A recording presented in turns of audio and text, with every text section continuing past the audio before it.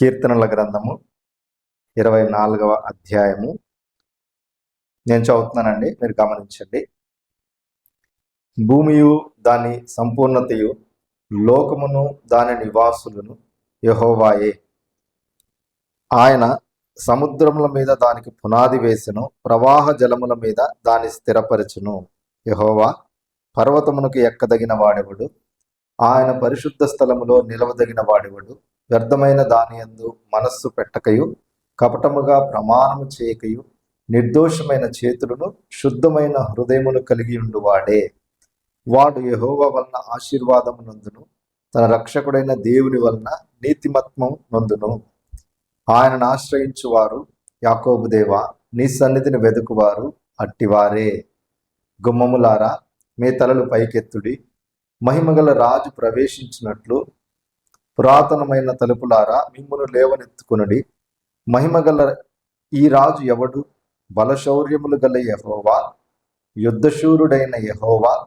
గుమ్మములారా, మీ తలలు పైకెత్తుకునుడి, పురాతనమైన తలుపులారా, మహిమగల రాజు ప్రవేశించినట్లు మిమ్మును లేవనెత్తుకునుడి.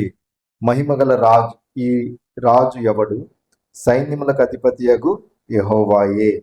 ఆయనే మహిమగల రాజు. మనం చదవబడిన వాక్య భాగము మరి కీర్తనల గ్రంథము మనందరికీ దాదాపుగా అందరికీ మరి పరిచయం ఉన్న వాక్య భాగమే. అయితే కీర్తనల గ్రంథాన్ని యొక్క ప్రత్యేకత ఏమిటని ఒకవేళ మనం చూస్తే, ఎందుకు బైబిల్లో 150 అధ్యాయాలున్న ఈ పుస్తకము కీర్తనల గ్రంథము చాలా పెద్దది. తర్వాత సహాయం కొరకు దేవుణ్ణి అర్జిస్తూ చేసిన ప్రార్థనలతో, దేవునిలో నమ్మకత్వాన్ని వ్యక్తీకరించే పద్యాలతో నిండి ఉన్న కీర్తనలు బైబిల్ అంతట్లో పెద్ద పుస్తకం, దాదాపు 150 అధ్యాయాలు. ఏంటి దీంట్లో ఉన్న ఇది అని అంటే, దుఃఖము, సంతోషము, సంశయము, నమ్మకము, బాధ, నిరాశ, నిరీక్షణ, క్రోధం, సంతుష్టి, ప్రతీకారేచ్ఛ, క్షమాగుణం వంటి ప్రతి అనుభూతిని కీర్తనలు వ్యక్తీకరిస్తున్నాయంట. అంత మాత్రమే కాకుండా ప్రార్థనకు, స్తుతికి ఆదర్శప్రాయమైన కీర్తనలు మనుషులు అంటే విశ్వాసం ఎవరైతే ఉన్నారో తమ అన్ని అనుభూతులను దేవునితో పంచుకోవాలని చూపిస్తుందంట. కీర్తనల గ్రంథం మొత్తం 150 అధ్యాయాలను మనం ఒకవేళ చూసినట్లయితే ఇట్లా అర్థం చేసుకోవాలి మనం. అదేంటంటే స్తుతి, కృతజ్ఞత భావం, విశ్వాసం, నిరీక్షణ, పశ్చాత్తాపం, దేవుని విశ్వాసం లేదా దేవుని సహాయము వంటి అంశాలు ప్రధానంగా ఈ గ్రంథంలో ప్రతిధ్వనిస్తుంటే కనిపిస్తూ ఉంటాయి. ఇక్కడ మనం చదువుకున్న లేఖన భాగంలో మొట్టమొదటి వచనంలో ఏముందండి? భూమియు దాని సంపూర్ణతయు లోకమును దాని నివాసులను యెహోవాయే అని అంటున్నప్పుడు, ఈ విశ్వాన్ని సృజించడమే కాక యావత్ సృష్టిని సంరక్షిస్తూ మానవ జీవితంలోని ప్రతి అంశంలోనూ ప్రమేయం ఉన్న నిజ దేవుని పట్ల భక్తి కలిగి జీవించడం ఎలాగో తెలుసుకోవడానికి ఈ గ్రంథాన్ని అనేకులు ధ్యానం చేస్తూ ఉంటారు. ఏ గ్రంథం అండి? కీర్తనల గ్రంథం. అయితే ఇక్కడ విశ్వం కోసం మనం గమనించినప్పుడు భూమి దాని సంపూర్ణత, లోకమును దాని నివాసులు. భూమి సంపూర్ణత, లోకము నివాసులు. లోకము అంటే ఈ ప్రపంచము, నివాసులు అంటే నివాస యోగ్యంగా ఉన్న ఈ భూమి మీద మనం ఎవరండి? మనుషులము. కరెక్ట్, మనం మనుషులం. అయితే వాళ్ళందరినీ కలగజేసింది ఎవరు? ఆయన సముద్రముల మీద దానికి పునాది వేసును, ప్రవాహ జలముల మీద దాన్ని స్థిరపరచును. ఇప్పుడున్న మోడర్న్ సైన్స్ లేదా సైన్సేనండి, ఇంకా ఏమీ లేదు, సైన్స్ లేకపోతే ఇంకేం లేదు, దేవుడు ఎక్కడున్నా అనేవాళ్ళు. కానీ ఈ 2 వచనాలు ఒప్పుకుంటారా? ఎందుకు ఒప్పుకోరు చెప్పండి? ఆయన సముద్రముల మీద దానికి పునాది వేసిన, ప్రవాహ జలముల మీద దాన్ని స్థిరపరచును. ఒకవేళ ఈ భూగోళం అంతా ఈ గ్లోబ్ అంటే మనం ప్రపంచం ఏదైతే ఉందో అంటే ఇప్పటి వరకు మనుగడలో ఉన్నది లేనిది, శాస్త్రజ్ఞులు కనిపెట్టింది కనిపెట్టంది కూడా ఆలోచిస్తే ఎక్కువ భాగం భూమి మీద ఏముంది? నీళ్ళు. ఎంత భాగం నివాస యోగ్యంగా ఉంది? దాంట్లో మళ్ళీ చాలా ఎడారులు ఉంటాయి, అడవులు ఉంటాయి, రకరకాల పరిస్థితులు. ఎక్కువ భాగం ఉన్నది ఏంటండి? నీరు. బైబిల్ ఇంత స్పష్టంగా ఉంది కదా, కానీ ఇది చాలా డిబేట్, అంటే చాలా ఒక వాళ్ళు అంగీకరించని ఒక విషయం అని చాలా వాటిలో నేను చూస్తే రాయబడి ఉంది. అయితే నాకేం ఆశ్చర్యం అనిపించిందంటే, భూమి దాని సంపూర్ణత, లోకము దాని నివాసులు యెహోవాయే. అంటే తమ కక్షలలో లేదా తమ కక్షలో పరిధిలో తిరుగుతున్న నక్షత్రాలు, ఉపగ్రహాలు, గ్రహాలు అన్నీ ఆయనవే కదా. అంటే 100 బిలియన్ల నక్షత్రాలు ఒక కక్షలో తిరుగుతుంటే అంట, ఒక నక్షత్రపు అంచుకు మరొక నక్షత్రపు అంచుకు మధ్య గల దూరం 30,000 కాంతి సంవత్సరాల దూరం అంట. ఎంతండి? 30,000 కాంతి సంవత్సరాల దూరం. అట్లా ఉంటున్న పరిస్థితుల్లో అది ఒక సామాన్యమైన నక్షత్రం లేదా సూర్యుడు తన కక్షలో తిరుగుతూ ఉంటే సూర్యుని చుట్టూ మిగిలిన గ్రహాలు తిరుగుతున్నాయంట.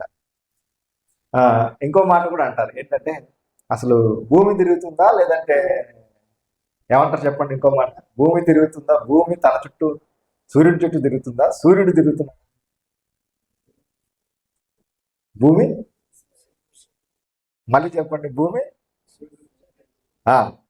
కదా. అంటే ఇంత స్పష్టంగా ఉన్న ఈ సృష్టిని మనం గమనిస్తే చాలా జాగ్రత్తగా అర్థం చేసుకోవాల్సిన విషయం ఏంటంటే, ఒక ఆయన ఇలా చెప్పాడు. ఆయన ఎవరు అంటే సిఎస్ లూయిస్ అన్న ఒక భక్తుడు ఏమన్నాడంటే, భూమి అనేది నిశ్శబ్ద గ్రహం. భూమి అనేది ఏంటంటే నిశ్శబ్దంగా ఉన్న ఒక గ్రహం అని అన్నాడంట. తర్వాత ఈ నిశ్శబ్ద గ్రహం ఉన్నప్పుడు నక్షత్రాలు, పాలపుంతలు అంటే ఏవైతే ఉన్నాయో సృష్టిలో భాగం అన్ని దేవుని సింహాసనం చుట్టూ తిరుగుతూ, మనం ఏం చెప్పాం? భూమి సూర్యుని చుట్టూ తిరుగుతుందని మనం చెప్పాం కదా. అయితే చెప్పుకున్నాం కదండి. అయితే ఇవన్నీ దేవుని సింహాసనం చుట్టూ, ఏవేవి? నక్షత్రాలు, గ్రహాలు, ఇవన్నీ దేవుని సింహాసనం చుట్టూ తిరుగుతూ అంట పాటలు పాడుతున్నాయంట. ఆయన చెప్పిన మాట చాలా అద్భుతంగా ఉంది. భూమి ఒక్కటే నిశ్శబ్దంగా ఉంటుంది, దీనిని నిశ్శబ్ద గ్రహం అనడం కంటే, ఒకవేళ భూమి ఒక్కటే నిశ్శబ్ద గ్రహం అంటే, ఇంకొక ఆయన ఏమంటే, నిజంగా నిశ్శబ్ద గ్రహం ఈ భూమి మీద మనుషులంగా నివాసయోగ్యంగా దేవుడు చేసినప్పుడు, దేవుడు ఈ భూమి మీద నిశ్శబ్దం ఆవరించుందా? లేదు కదా. ఏముంది? ఏడుపు ఉంది, రోదన ఉంది, వ్యాధులు ఉన్నాయి, బాధలు ఉన్నాయి, కష్టాలు ఉన్నాయి, అప్పులు ఉన్నాయి, సమస్యలు ఉన్నాయి, చెప్పుకునే సమస్యలు ఉన్నాయి, చెప్పుకొని సమస్యలు ఉన్నాయి. ఎవరికి ఉన్నాయి? మొదటి వచనంలో ఏముంది? భూమియు దాని సంపూర్ణతయు, లోకమును దాని నివాసులు. నివాసులు అన్నప్పుడు మనము అంటే మనుషులము, కేవలం విశ్వాసులం మట్టుకే కాదు, అందరినీ కలుపుకొని చెప్తున్న మాట ఇది. క్రైస్తవులు, క్రైస్తవేతరులు ఎవరైనప్పటికీ, మనుషులు భూమి మీద ఆడ మగ తేడా ఏమీ లేదు. ఇంకెవరైనప్పటికీ ఇవన్నీ కూడా ఏంటంటే ఎవరివి ఇవన్నీ? ఎవరు తయారు చేశారు అంటే, ఎవరు సృష్టించారు అంటే సృష్టికర్త. మనం జాగ్రత్తగా గమనిస్తే, మరి ఏడుపు, ఒకవేళ ఇది ఏడుపులతో వేదనతో నిండిన గోళం అని అనుకుంటే, లోకమంతా సంచారం చేసే దేవుడు అంటే ఆయన సింహాసనం మీద ఉన్నాడు. ఇప్పుడు మనం పాడుకున్న పాటలో చాలా స్పష్టంగా మధ్యాకాశం తర్వాత ఏముంది అన్న లైన్, మధ్యాకాశం ఆయన రాకడ కోసం ఎదురు చూడాలి, ఆయన మహిమ కోసం ఎదురు చూడాలి అంటున్నప్పుడు ఆ గ్రహింపులో ఉండండి. ఆ పాటను మళ్ళీ గుర్తు చేసుకుందాం ఒకసారి. కుదిరితే మళ్ళీ ఒక చరణం మీరు పాడితే కూడా మంచిదే, లేదు పల్లవి మట్టి పాడినా మరీ మంచిది. ఎందుకనంటే ఇది నిజంగా నేను నమ్ముతున్నా పరిశుద్ధాత్మ దేవుని మరి నడిపింపు. నిజంగా అన్న మరి ఆ పాట పాడినప్పుడు నాకు చాలా చాలా సంతోషం కలిగింది. ఇంకో విషయం కూడా ఏంటంటే, మనం ఆరాధన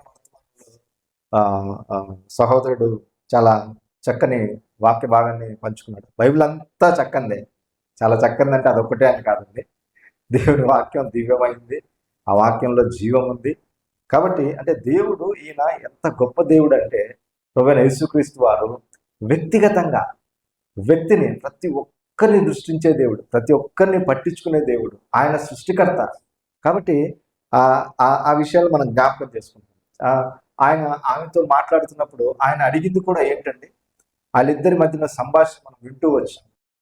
యథార్థత, సత్యము, యథార్థత, సత్యము. క్రైస్తవులకి ఇవి చాలా చాలా చాలా ప్రాముఖ్యమైన విషయాలు. పల్లవిలో ఏముందన్న? పల్లవిలో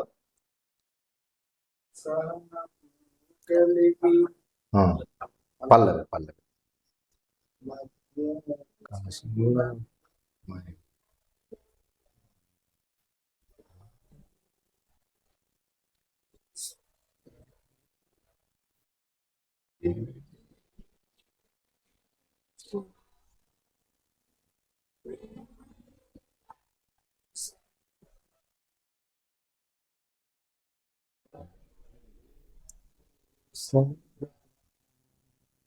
చాలు చాలు చాలు.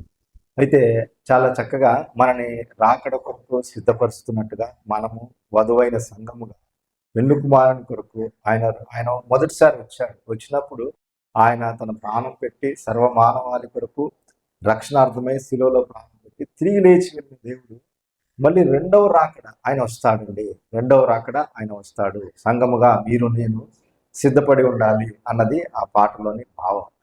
అయితే ఈ సృష్టికర్త అయిన దేవుడు ఆయన చూస్తూ ఉన్నాడంట ఈ గ్రహాన్ని, ఈ భూమిని, భూమి మీద ఉన్న ఈ భూగోళాన్ని మొత్తం దీన్ని అందరినీ చూస్తున్నప్పుడు, ఆయన కళ్ళతో చూస్తున్నప్పుడు ఆయన కనబడింది ఏంటంటే పాపము, శాపము ఈ గ్రహాన్ని చుట్టుముట్టేసాయి. తర్వాత భూమి దాని సంపూర్ణత, లోకము దాని నివాసులు యెహోవాయే అని అంటున్నప్పుడు ఇక్కడ నుంచి ఈ 2 వచనాల్లో ఆయన దేనికి ఆయన ముందు నుంచి ఉన్నవాడు, కలిగినదేది ఆయన లేకుండా కలగలేదు.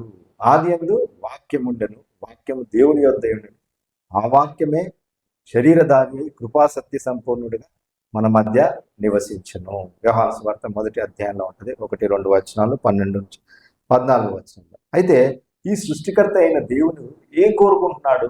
మానవులను సృష్టించిన దేవుడు, నివాస యోగ్యంగా ఈ భూమిని చేసిన దేవుడు ఏం ఆశిస్తున్నాడు? విశ్వాసులుగా నీ నుంచి నా నుంచి ఏం ఆశిస్తున్నాడు అన్న సంగతులు మనము 3వ వచనం చూద్దాం. చూడండి. యెహోవా పర్వతమునకు ఎక్కదగిన వాడెవడు, ఆయన పరిశుద్ధ స్థలములో నిలువదగిన వాడు ఎవడు? యెహోవా పర్వతమునకి ఎక్కదగిన వాడెవడు, ఆయన పరిశుద్ధ స్థలములో నిలువదగిన వాడెవడు? మనం గమనించినట్లయితే ఆరాధనలో కూడా మా పితరులు ఈ పర్వతమందు ఆరాధించారు, మీరేమో యెరూషలేములో అని అంటున్నారు అని సమరయ స్త్రీ చాలా స్పష్టంగా యేసుక్రీస్తు ప్రభు వారితో చెప్తా వచ్చిన మాట మనం చూస్తాం. జాగ్రత్తగా చరిత్రను గమనించినట్లయితే దాదాపు క్రీస్తు పూర్వము 722 అష్షూరీయులు మరి సొలొమోను తర్వాత 2గా విభాగింపబడిన రాజ్యం ఇశ్రాయేలు 12 గోత్రాలు, మరి 10 గోత్రాలు ఇశ్రాయేలీలు, యూదా బెన్యామీను గోత్రాలుగా 2 గోత్రాలు, 1 గోత్రం, ఈ 2గా విడిపోయింది మాట. అంటే 2 గోత్రాలు కలిపి ఒక రాజ్యం యూదా రాజ్యం, మిగతా 10 గోత్రాలు కలిపి ఇశ్రాయేలు రాజ్యం. ఆ ఇశ్రాయేలు రాజ్యంగా విడిపోయిన వాళ్ళ నుంచి ఈ అష్షూరీయులు ఎవరైతే ఉన్నారో, ఇది మనకు రాజులు 2వ గ్రంథంలో ఉంటుంది, మిగతా చోట్ల చాలా చోట్ల ఉంటుంది. దాదాపు 722 సంవత్సరంలో సుమారుగా అప్పుడు వాళ్ళు వీళ్ళని జయించి అష్షూరీయులు ఎవరైతే ఈ సమరయులు అన్న చూసారండి, వాళ్ళు చెరపట్టుకున్నారు. అష్షూరీయుల ముఖ్య పట్టణము, కేంద్ర స్థానము ఏంటంటే ఈ సమరయ, నినివే, సమరయ, ఇవి వాళ్ళ ముఖ్య పట్టణాలు. అయితే వాళ్ళకంటూ ఒక సపరేటు ఆరాధన వ్యవస్థ ఉంది, వాళ్ళకంటూ ఒక సపరేటు ఇది ఉంది. అది మళ్ళీ వేరుగా కేవలం వాళ్ళు బైబిల్లో మొదటి 5 పుస్తకాలు అంటే ఆది కాండం నుంచి ద్వితీయోపదేశ కాండం అది మట్టుకే వాళ్ళు ఫాలో అవుతారు. అంటే వాళ్ళు ఎవరు సమరయులను గమనిస్తే వాళ్ళు ఎవరో కాదండి, వాళ్ళు ఇశ్రాయేలు ప్రజల్లో నుంచి వచ్చిన వాళ్ళే. అంటే ఒక ముక్కలో చెప్పాలంటే ఆ పదం వాడకూడదు కానీ చెప్తున్నా, సంకర జాతి అంటారు కదా, అంటే వీరు ఇటు పూర్తిగా దేవుని ప్రజలు కాదు, అటని పూర్తిగా ఇది కాదు. కాబట్టి అలాంటి అడ్డుగోడల్ని అసలు వాళ్ళ దగ్గరికి ఎవరు వెళ్ళరు, వాళ్ళు అంటరానులుగా చూస్తారు, వాళ్ళ ఊళ్ళోకి వెళ్ళరు, వాళ్ళ చుట్టూ తిరిగి వస్తారు. ఆ పరిస్థితుల్లో యేసయ్యకి వెళ్ళి మరి ఆ స్త్రీని ఆమెతో మాట్లాడిన సంభాషణ అంతా మనం సహోదరుడు చాలా చక్కగా వివరిస్తూ వచ్చారు పొద్దున మరి ఆరాధన వర్తమానంలో.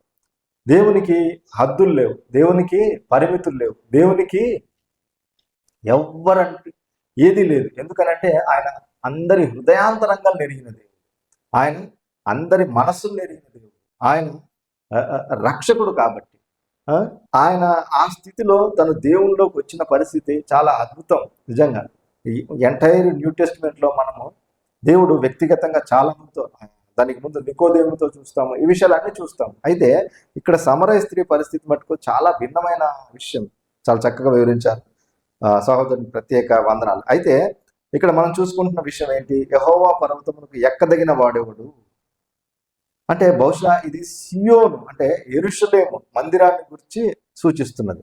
తర్వాత ఆయన పరిశుద్ధ స్థలములో నిలవదగిన వారు ఎవరు అన్నది. ఎవరు అంటే ఆ కింద 4వ వచనం చూడండి, కీర్తనల గ్రంథం 24వ అధ్యాయము 4వ వచనం.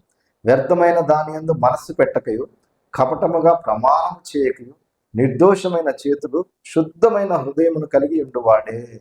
సమరయ స్త్రీ సంభాషణ కూడా మనం చూసుకుంటే ఆయన్ని ఎవరు ఆరాధిస్తారంటే యథార్థంగా, ఆత్మతో, సత్యముతో. యథార్థత మన జీవితంలో దేవుడు కోరుకుంటున్నది ఏంటి? యథార్థత. ప్రతి విషయంలో, ప్రతి సందర్భంలో, వ్యక్తిగతంగా, కుటుంబంగా, నువ్వు పనిచేస్తున్న చోట, నువ్వు ఎక్కడ ఉన్నా కూడా దేవుడు కోరుకునేది ఏంటంటే యథార్థత. అయితే దీన్ని కొంతవరకు మనం పట్టుకోవచ్చు మనుషుల దగ్గర, కానీ మొత్తం మనం పట్టుకోగలమా? ఇక్కడికి వచ్చి చక్కగా నేను తెల్ల చొక్కా వేసుకొని ప్రసంగం చేస్తున్నాను, దేవుడు ఇచ్చిన అవకాశం. నా హృదయం ఎంత నల్లగా మీకు ఎలా తెలుస్తుంది? తెలుస్తుందా? ఎట్లా తెలుస్తుంది? చూడండి మళ్ళీ 4వ వచనం. వ్యర్థమైన దాని యందు మనస్సు పెట్టకయు, కపటముగా ప్రమాణం చేయకయు, నిర్దోషమైన చేతులను, శుద్ధమైన హృదయమును కలిగి ఉండువాడే. ఈ వ్యర్థమైన దాని యందు మనసు పెట్టక, వ్యర్థమైంది ఏంటంటారు? వ్యర్థమైందంటే పనికిరాంది, ఇంకా అవసరం లేనిది. మన జీవితంలో చాలా వరకు సమయం దేవుడు అందరికి 24 గంటలే ఇచ్చాడు. అవునా కదా? అవుననే వాళ్ళు ఎంతమంది? అందరూ అవును. 24 గంటలే ఇచ్చాడు. కానీ 24 గంటల్లో దేనికి ప్రాముఖ్యత ఇస్తున్నాం? దేవునితో మనం ఎంత సమయం గడుపుతున్నాం? వాక్యంతో మనం ఎంత సమయం గడుపుతున్నాం? కుటుంబంతో మనం ఎంత సమయం గడుపుతున్నాం? లేదా ఉద్యోగ వ్యాపారంలో ఎంత సమయం, అక్కడ డ్యూటీ అవర్స్లో ఎంత సమయం అవుతుంది? గమనించినట్లయితే వ్యర్థమైనది ఏంటి ఏంటి అని నేను ఆలోచించాను. చాలా ఉంటాయి. ఇప్పుడు మన జీవితంలో భాగమైపోయిన ఒక డిజిటల్ డివైస్ ఉంది. అదేంటో చెప్పండి. సెల్ ఫోన్, హెల్ ఫోన్ అయిపోతుంది. లాస్ట్ ఏమైపోతుంది? Cell phone. ఎంత ప్రమాదం అంటే మీరు వద్దనుకున్నా మిమ్మల్ని లాగేస్తారు. కొన్ని గ్రూప్స్లో ఉంటారు, ఎవరో ఏదో కామెంట్ పెడతారు, మీరు రెస్పాండ్ అవ్వక్కర్లేదు, వాళ్ళు లాగేస్తారు. అవునా కాదు?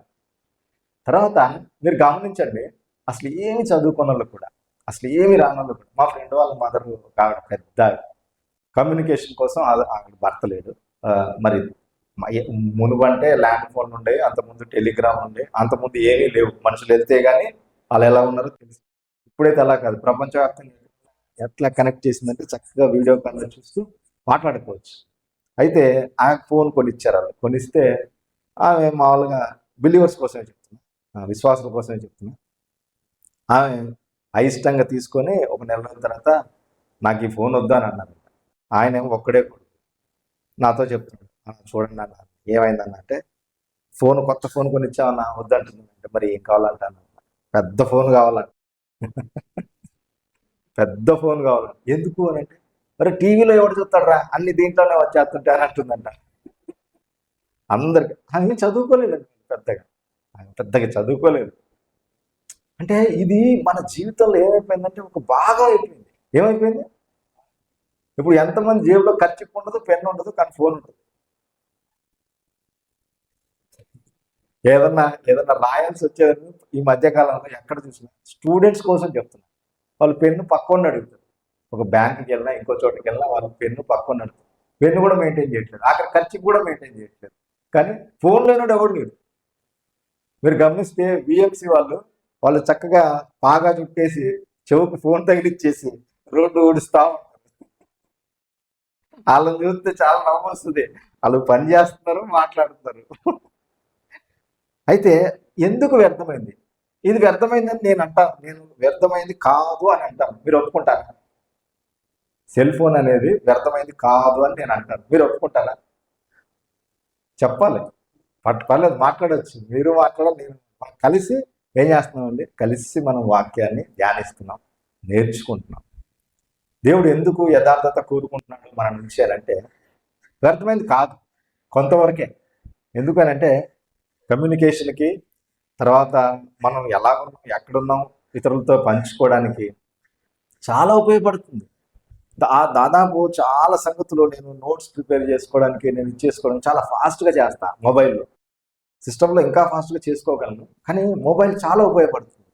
ఎందుకంటే ఒకప్పుడు ఈ సమాచార మార్పిడి, ఈ వ్యవస్థ ఇదిగా లేనప్పుడు వాస్తవంగా మనుషుల్లో యథార్థత ఉంటుంది. ఏముంటుందండి?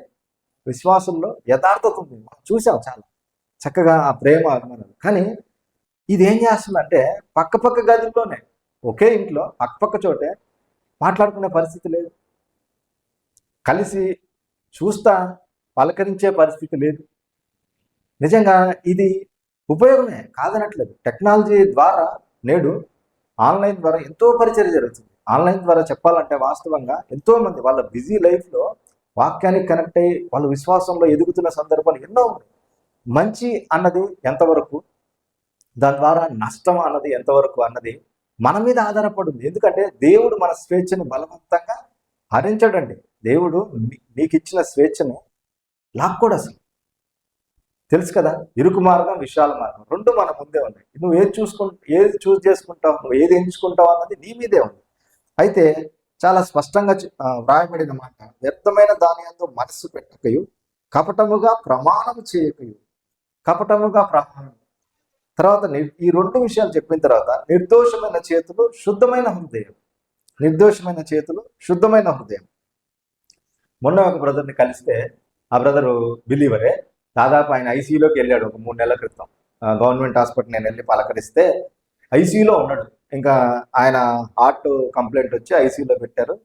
ఆ సిస్టరు వాళ్ళ ఫ్యామిలీ మెంబర్స్ వాళ్ళందరూ చాలా బాధపడుతున్నారు. నేను ఇంకా పొద్దున్నే వెళ్ళి మాట్లాడితే, అక్కడ మా వైఫ్ అందులో పనిచేస్తుంది కాబట్టి ఇంకా కొంచెం వాళ్ళతో మాట్లాడి డాక్టర్స్తో కొంచెం చూడమని చెప్పినప్పుడు ఆ రోజు ఆయన పరిస్థితి చూసినప్పుడు చాలా బాధేసింది. తర్వాత అన్ని టెస్టులు చేసి అన్ని చేస్తే ఇంకా ఆయన సర్జరీ వరకు వెళ్ళలేదు. దేవుడు కృప చూపించాడు, చక్కగా ఉన్నాడు.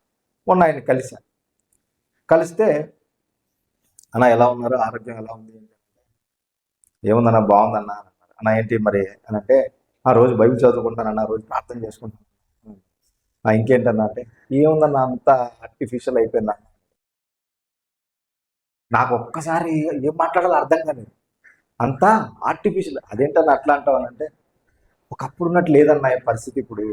ఒకప్పుడు సంఘానికి వెళ్తున్నాం, ప్రతి ఆదివారం మందిరానికి వెళ్తున్నాం, ఆరాధిస్తున్నాం, అన్ని చేస్తున్నాం, రోజు బైబిల్ చదువుతున్నాం, ప్రార్థన చేస్తున్నాం. కానీ ఒకప్పుడు ఉన్నట్టు లేదన్నా, అంత ఆర్టిఫిషియల్ అయిపోయింది అన్నట్టు.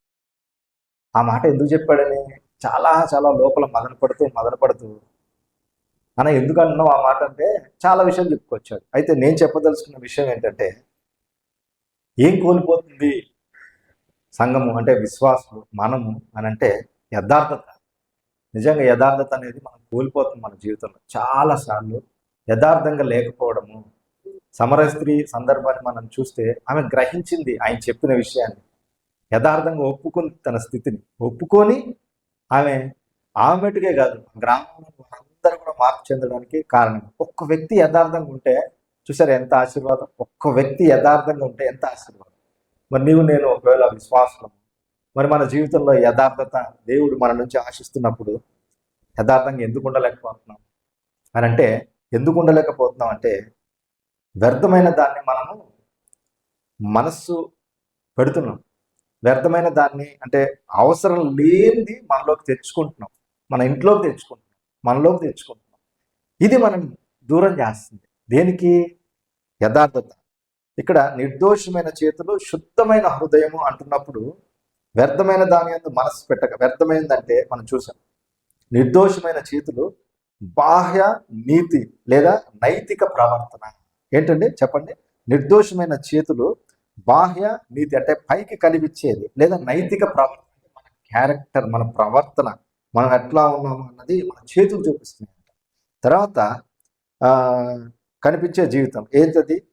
నైతిక ప్రవర్తన, బయటికి కనిపించే జీవితం. శుద్ధమైన హృదయం అంటే అంతరంగ జీవితం, లేదా మన హృదయాన్ని బట్టి మన పనులు ఉంటాయి. శుద్ధమైన హృదయం అంటే నీ హృదయం నుండి దాన్ని బట్టి నీ నోరు మాట్లాడును.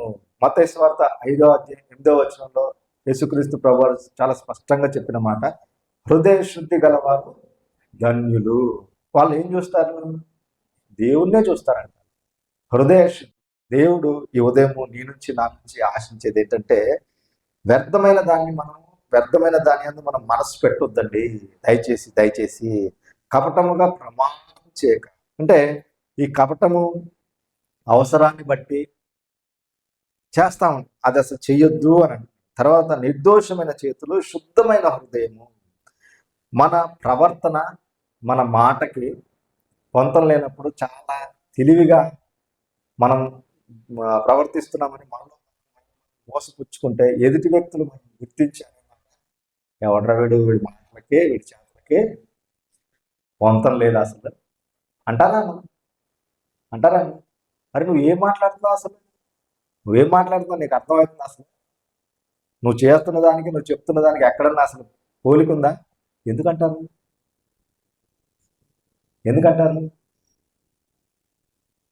ఇది నిర్దోషమైన చేతులు అంటున్నప్పుడు ఇదేం చూపిస్తుందండి? మన నైతిక ప్రవర్తన, బయటికి కనిపించే జీవితం. శుద్ధమైన హృదయం అంటున్నప్పుడు ఏం చూపిస్తుందండి? భక్తి అంటే అంతరంగ జీవితం. మన హృదయాన్ని బట్టి అని అంటున్నప్పుడు అంతరంగ జీవితం. దేవుడు ఆంతర్యంలో సత్యం కోరుచున్నాడు. 51వ కీర్తనలో చాలా దేవా స్థిరమైన మనస్సు నూతనంగా నాకు పుట్టించు అని అంటున్నాడు. కాబట్టి ఈ దేవుడు యథార్థతను కోరుకునే దేవుడు. ఈ దేవుడు మరి కపటాన్ని లేదా వ్యర్థమైన దాన్ని అసహించుకునే దేవుడు. ఈ దేవుడు నీ నుంచి నా నుంచి కోరుకునేది ఏంటంటే యథార్థత. యథార్థత చాలా చాలా చాలా ఇంపార్టెంట్. ఇంటిగ్రిటీ ఎంత ఇంపార్టెంట్ అంటే ప్రతి సందర్భంలో క్రైస్తవుడు దీనికోసం ప్రాణం పనంగా పెట్టే పరిస్థితులు వస్తాయి ఎవరికైనా. తర్వాత తిమోతికి రాసిన మొదటి పత్రిక 6వ అధ్యాయంలో చాలా క్లియర్గా చెప్పినాం. ఇంకో మాట ఏమిటంటే క్షమించండి, మరి 2వ తిమోతి కన్ఫ్యూజ్ అవుతున్నా. క్రీస్తు యేసునందు సద్భక్తితో బ్రతుకను ఉద్దేశించు వారు హింస పొందుదురు అన్నమాట తిమోతి పత్రికలో ఉంటుంది. అది క్రీస్తు యేసునందు సద్భక్తితో బ్రతుకను ఉద్దేశించు వారందరూ హింస పొందుదురు. కాబట్టి యథార్థతని నేను కాపాడుకోవాల్సిన అవసరం చాలా చాలా చాలా ఉంది మన జీవితంలో. యథార్థత కోల్పోతే, యథార్థతను మనం వదులుకుంటే మన మాటలకి, మన క్రియలకి, మన ఆలోచనలకి లేదా మనం జీవిస్తున్న జీవన విధానానికి కొంతనే ఉన్నది. అక్కడ ఎవరు ఎక్కగలరు? ఎవరు చేరుకోగలరు? మరి ఎవరు నిలవగలరు? మనం 3వ వచనం చూసాం. ఎక్కడికి అని అంటే యెహోవా పర్వతంకి ఎక్కదగిన వాడేవాడు. తర్వాత ఆయన పరిశుద్ధ స్థలంలో నిలవదగిన వాడేవాడు. నిలవదగిన ఎక్కడ? ఈ రెండు కూడా మన యొక్క పనులని, మన యొక్క క్యారెక్టర్ని, మన యొక్క చర్యల్ని సూచిస్తున్నాయి. తర్వాత 5వ వచనంలో కూడా చూస్తే మనము కీర్తనల గ్రంథం 24వ అధ్యాయం 5వ వచనం, వాడు యెహోవా వలన ఆశీర్వాదం నందును, తన రక్షకుడైన దేవుని వలన నీతిమత్వం నందును. ఈ మాట చాలా తెలుగులో మనకి చాలా చక్కగా వ్రాయబడి ఉంది. యెహోవా వలన ఆశీర్వాదం. ఈనాడు ఆశీర్వాదం వద్దనుకుని ఉండదు, ఎవరు లేదు, దాదాపు ఎవరు వద్దరు. ఆశీర్వాదము అని అంటే మనకు వెంటనే వచ్చేసేది నేను, నా కుటుంబం, తర్వాత కుటుంబం, వాళ్ళ పిల్లలు అందరూ బాగుండాలి, అంతా బాగుండాలి. కానీ ఇవి అందరికీ ఉన్నాయి. ఇంత ముందు కూడా నేను చెప్పిన విషయమే. ఎవరైతే క్రైస్తవులు కాని వారికి ఉన్నాయి, క్రైస్తవులకు ఉన్నాయి. అయితే చాలా ప్రాముఖ్యమైన విషయం అంటే ఎఫెసీయులకు రాసిన పత్రిక 1వ అధ్యాయం 3వ వచనంలో క్రీస్తు యేసునందు పరలోక విషయంలో ఆత్మ సంబంధమైన ప్రతి ఆశీర్వాదం దేవుడు మనకు అనుగ్రహించాడు. ఇది మనం కోరుకోవాలి. ఏ ఆశీర్వాదం మనం కోరుకోవాలి? దేవునితో వ్యక్తిగత సంబంధాన్ని బట్టి వస్తుంది. ఈ ఆశీర్వాదం ఎట్లా వస్తుంది? రైట్ రిలేషన్షిప్ విత్ గాడ్ అన్నది అంటే దేవునితో అనుదినము. ఇప్పుడు చూడండి, మనం ఆరోగ్యంగా ఉండడానికి అన్ని చక్కని ఆహారం తీసుకుంటాం మనకున్నంతలో, దేవుడు ఇచ్చింది. తర్వాత దానికి ఇంకా మనం చక్కని వ్యాయామం, వాకింగ్ ఇట్లాంటివి అన్నీ చేస్తూ ఉంటాం. అయితే ఇవన్నీ దేని కొరకు చెప్పండి? ఇవన్నీ దేని కొరకండి? మనం ఇప్పుడు బ్రతకాలంటే మనం ఖచ్చితంగా ఆహారం తినాల్సిందే. ఆహారం తినుకోకుండా, ఒక పూటల్లో ఏమీ తినుకోకుండా, ఏమి తాగకపోతే నైట్ మన పరిస్థితి ఎలా ఉంటుంది? ఎంత బలహీనంగా ఉంటాం. ఎందుకు అంటే మనం బలంగా ఆరోగ్యంగా ఉండాలని. అయితే మరి దేవునితో మన సంబంధం అనుదినం ఎట్లా ఉంది? ఇది పరలోకపు మన్నా, బైబిల్ గ్రంథం, దేవుని వాక్యం. దేవునితో రిలేషన్ అంటున్నప్పుడు ఆయనతో వ్యక్తిగత సంబంధం దేని ద్వారా? 1 వాక్యము, 2 ప్రార్థన, 3వది ఆయన్ని ఆరాధించు. ఈ 3 విషయాలు ప్రతిరోజు జరగాలి. మనం ఆరోగ్యంగా ఉండడం కోసం మనం ఎట్లాగైతే చక్కని ఆహారం తీసుకొని మనం బాగుంటున్నాము, ఆత్మీయ ఆరోగ్యం అంటే స్పిరిచువల్ వెల్బీయింగ్ లేదా లైఫ్, దీనికోసము చాలా చాలా దేవునితో నా సంబంధం కరెక్ట్గా ఉంది అన్నది, యథార్థత నీలో నాలో ఉంది అని అనడానికి కొలమానం ఏంటి? దేవుని వాక్యం, బైబిల్ గ్రంథం. కాబట్టి వాళ్ళకి ఈ ఆశీర్వాదం అంట. ఎవరికండి ఈ ఆశీర్వాదం? వాడు యెహోవా వలన ఆశీర్వాదం, వాడు యెహోవా వలన ఆశీర్వాదం పొందును అని 5వ వచనంలో రాయబడిన మాట 4వ వచనానికి లింక్. అదేంటంటే, వ్యర్థమైన దాని యందు మనస్సు పెట్టక కపటముగా ప్రమాణం చేయక నిర్దోషమైన చేతులు శుద్ధమైన హృదయం. ఇది యథార్థత అన్నమాట మనం చూస్తున్నాం. అయితే ఇక్కడ నుంచి మనకి బైబిల్లో మీరు గమనించినట్లయితే 6వ వచనం కూడా నేను చదువుతున్నాను, చూడండి. 6వ వచనం, ఆయనను ఆశ్రయించేవారు యాకోబు దేవ నీ సన్నిధిని వెతుకువారు అట్టివారే. ఎవరు? యథార్థను వెతుకుతారు. ఎవరు వెతుకుతారు ఆయన సన్నిధిని? ఆయన్ని ఎవరు వెతుకుతారు? యథార్థత జీవితంలో కలిగి ఉన్న వాళ్ళు. అది ఎట్లా వస్తుంది? దేవుని వాక్యం. అట్టివారే అని అంటున్నప్పుడు వెతకుట అంటే ఒకటి నేను చెప్పాను ఇప్పుడే, ఆయన వాక్యాన్ని మనం ధ్యానించడం, చదవడం, ధ్యానించడం, అన్వయించుకొని బ్రతకాలి, ఆ ప్రయత్నం. రెండోది ప్రార్థన ద్వారా ఆయన అనుగ్రహాన్ని కోరుకోవాలి మనం. ఇది అట్టివారే అని చెప్తున్నాం. ఇక్కడ నుంచి ఇంకా మనకు కాంటెక్స్ట్ మారిపోతుంది. 7వ వచనం నుంచి బైబిల్లో మీరు గమనించినట్లయితే అక్కడ 6వ వచనం తర్వాత సెలా అని ఉంది. సెలా అని అంటే ఇంకా ఒక్కసారి ఆగండి, ఆగి ఆలోచించండి.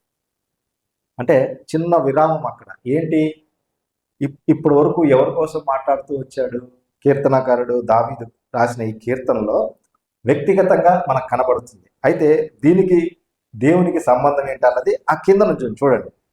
7వ వచనం నేను చదువుతున్నాను. 7వ వచనం, గుమ్మములారా మీ తలను పైకెత్తుకునడి, మహిమగల రాజు ప్రవేశించినట్లు పురాతనమైన తలుపులారా మిమ్మల్ని లేవనెత్తుకునడి. మహిమగల ఈ రాజు ఎవడు? బలశౌర్యములు గల యెహోవా, యుద్ధశూరుడైన యెహోవా. గుమ్మములారా మీ తలలు పైకెత్తుకునడి.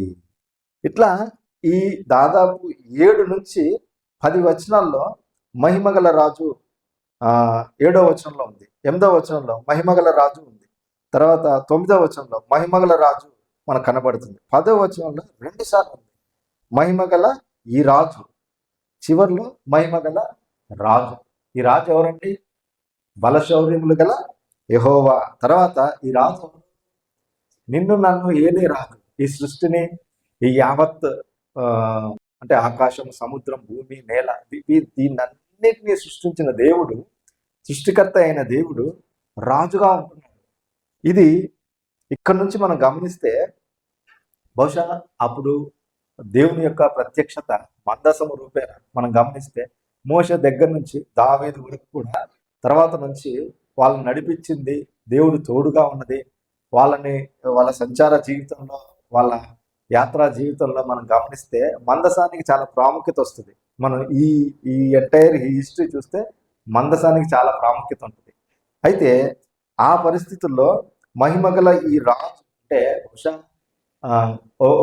ఇలా చరిత్రకారులు లేదా బైబిల్ పండితులు ఇలా కూడా అనుకోవచ్చు అని రివ్యూస్ చెప్పారు. అయితే మనం దాంట్లోకి వెళ్ళట్లేదు డీటెయిల్డ్గా. అయితే ఈ రాజు ఎవరన్నప్పుడు నిన్ను నన్ను ఏలే రాజు. ఈ రాజు ఎవరండి? నిన్ను నన్ను ఏలే రాజు. మరి మన జీవితాలని, మన హృదయాలని ఆ రాజుకు మనం అప్పచెప్పామా? నిజంగా ఆ రాజు అంటే యేసయ్య, ఆయన నిన్ను నన్ను ఏలుతున్న రాజుగా ఉన్నాడు, లేదా నీకు నువ్వే ఒక రాజ్యాన్ని ఏర్పరచుకొని నీ హృదయం అనే రాజ్యానికి నువ్వే రాజుగా ఉన్నావు, లేదా నేనే నాకు రాజుగా ఉన్నాను. మనం పల్లవిలో చూసాం కదండి. దేనికోసం ఎదురు చూడాలి మనం? ఆయన రాజుగా మళ్ళీ రెండోసారి వస్తున్నాడు. ఆయన రాకడ కోసం, ఆయన రాకడలో వస్తున్నాడు. ఆయన రాకడ కోసం నీవు నేను ఎదురు చూడవలసిన వారు. ఎందుకు ఎదురు చూడాలి? ఎందుకంటే క్రైస్తవులకు ఉన్న గొప్ప నిరీక్షణ, ఈ లోకాన్ని విడిస్తే ఆయనతో ఉంటాం సదా, లేదా ఆయన వస్తే మనం తీసుకెళ్తాడు అన్న గొప్ప నిరీక్షణ. ఈ నిరీక్షణ ఇంకెవ్వరికి లేదు, ఈ విశ్వాసం ఇంకెవరికి లేదు. ఎవరైతే యేసునంత విశ్వాసం ఉంచి ఆయన్ని సొంత రక్షకుడుగా అంగీకరించారో, పాప క్షమాపణ మరి నిత్య రక్షణ ఇచ్చే దేవుడు ఆయన ఒక్కడే. ఆయన మన రాజు, ఈ రాజు మరి ఏ రాజు? మహిమగల ఈ రాజు. నిజంగా మన బ్రతుకుల ద్వారా, మన యొక్క విశ్వాసము ద్వారా, నా యథార్థమైన విశ్వాసము ద్వారా ఈ రాజుకు మహిమ కలుగుతుందా? ఈ రాజుకు మహిమ తెచ్చే విధంగా మన యొక్క జీవితాలు ఉంటే ఎంత బాగుంటుంది కదా, వ్యక్తిగతంగా, కుటుంబంగా ఈ రాజును మహిమపరిచే వారంగా మనం ఉంటున్నాం. ఒకే ఒక ప్రశ్న నేను ముగిస్తున్నానండి. మరి మహిమగల రాజు రెండవ రాక కోసం మనల్ని మనం ఎట్లా సిద్ధం చేసుకోవాలన్నది చాలా చాలా ప్రాముఖ్యమైన విషయం.